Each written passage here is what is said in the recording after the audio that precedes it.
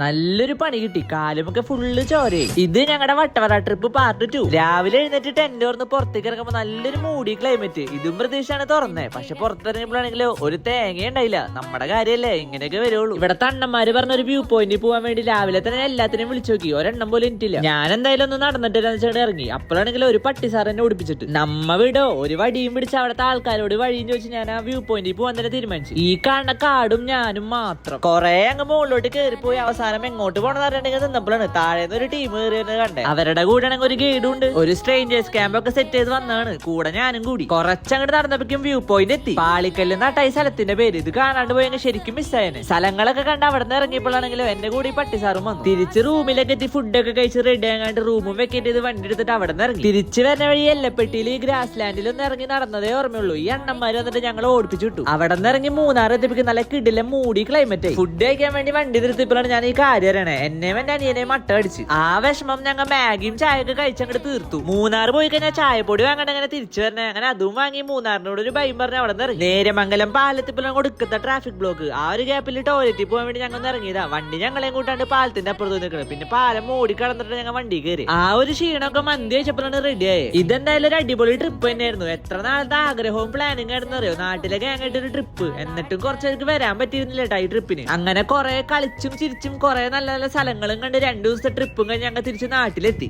അപ്പൊ ശരി എന്നാ, ബൈ.